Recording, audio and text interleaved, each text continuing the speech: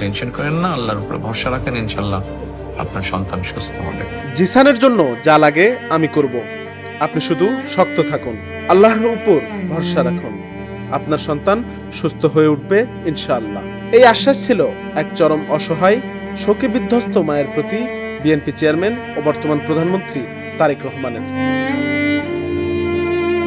জুলাইয়ের উত্তাল সময়ে গুলিবিদ্ধ হয়ে প্রাণ হারান পরিবারের বড় ছেলে। দুপুরে ছেলের সাথে শেষ কথা, আম্মু আমি যাই। বেরিয়ে গেলেন আন্দোলনের উদ্দেশ্যে। মায়ের কাপা উত্তর, বাবা যেখানেই যাও সন্ধ্যার আগে ফিরে এসো। যেখানে যাও সন্ধ্যার মধ্যে চলে এসো। বড় ছেলে ফিরেছিল ঠিকই, তবে পায়ে সাদা ট্যাগ বাঁধা, সাদা অ্যাপ্রনে মোড়ানো অ্যাম্বুলেন্সে করে। চেহারা তো ঢাকা, ওর পায়ে সাদা সুতা বাঁধা দেখে আমি বুঝে ফেলছি যে আমার বাবা তার নাই। আমাকে ঢুকতেই দিতেছে না। মহিলা মানুষ বলতেছে আপনাকে ঢুকানো যাবে না, আপনি পুরুষ মানুষকে।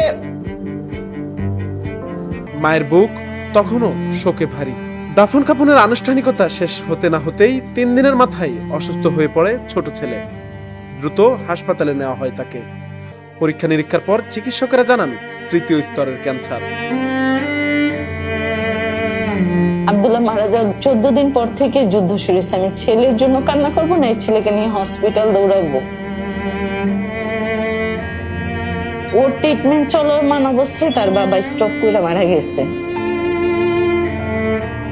একদিকে বড় সন্তানের মৃত্যু, অন্যদিকে ছোট সন্তানের মরণ ব্যাধি। এর মধ্যেই আশা ভরসার সবটুকু ভেঙে যায় এক মুহূর্তে। এসবের মাত্র 15 দিনের মাথায় স্ট্রোকে মারা যান সন্তানের বাবা। 1 মাসেরও কম সময়ে স্বামী ও এক সন্তানকে হারিয়ে আরেক সন্তানের জীবন মৃত্যুর লড়াই, সব মিলিয়ে মায়ের জীবনে যেন আকাশ ভেঙে পড়ে। ছোট ছেলেকে নিয়ে হাসপাতালে দৌড়াদৌড়ি আর বড় সন্তান ও স্বামীর শোকের কান্না। হতবিহ্বল এই মায়ের দীর্ঘমেয়াদী ও ব্যয়বহুল চিকিৎসা চালিয়ে যাওয়া পরিবারের পক্ষে ছিল প্রায় অসম্ভব। বিভিন্ন পর্যায়ে নানাভাবে সহযোগিতার আবেদন করলেও সেইভাবে সাড়া মেলেনি বললেই চলে।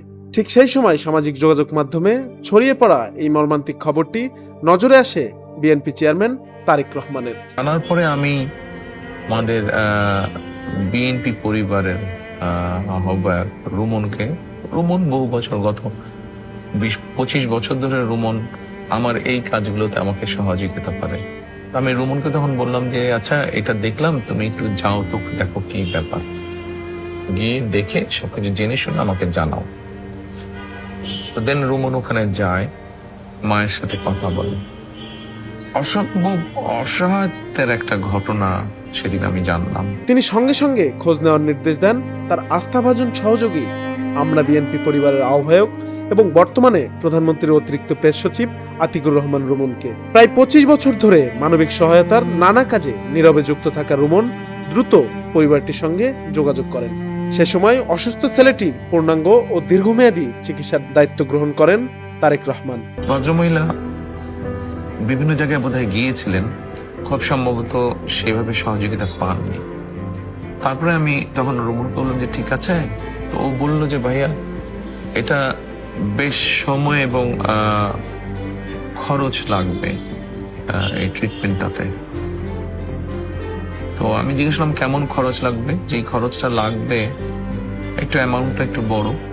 বললাম যে ঠিক আছে, আল্লাহর নাম নিয়ে বিসমিল্লাহ বলে চলো আমরা শুরু করি, যতটুকু পারি আমরা এগোবো, আমরা আমাদের চেষ্টাটা করি, বাকি আল্লাহর ইচ্ছা। শুরু হয় নতুন এক লড়াই, ক্যান্সারের বিরুদ্ধে, হতাশার বিরুদ্ধে, মৃত্যু ভয়ের বিরুদ্ধে। বিশেষজ্ঞ চিকিৎসকদের পরামর্শে ধাপে ধাপে চলে কেমোথেরাপি, ওষুধ ও প্রয়োজনীয় চিকিৎসা কার্যক্রম। কঠিন পার্শ্ব প্রতিক্রিয়া, মানসিক অবসাদ সবকিছুর মধ্যেও মা শক্ত থাকেন, কারণ তার কানে বাজতে থাকে সেই আশ্বাস, আপনি শুধু শক্ত থাকুন। দীর্ঘ চিকিৎসা শেষে অবশেষে আসে স্বস্তির খবর, 3য় স্তরের ক্যান্সার আক্রান্ত ছেলেটি সম্পূর্ণ সুস্থ। বাচ্চাটা আলহামদুলিল্লাহ আজকে অনেক সুস্থ বাচ্চাটা। স্বামী ও বড় সন্তান হারানোর শোক হয়তো কখনোই মুছে যাবে না, কিন্তু ছোট ছেলের সুস্থতা সেই মায়ের জীবনে নতুন করে বাঁচার শক্তি জুগিয়েছে। অন্ধকারের গভীরতম প্রান্ত থেকেও যে আলো ফিরে আসতে পারে, এই পরিবার তারই এক জীবন্ত সাক্ষ্য। প্রাণ ভরে দোয়া ও কৃতজ্ঞতা জানিয়ে মঙ্গল কামনা করেন জিয়া পরিবার ও বর্তমান প্রধানমন্ত্রী বিএনপি চেয়ারম্যান তারেক রহমানের প্রতি।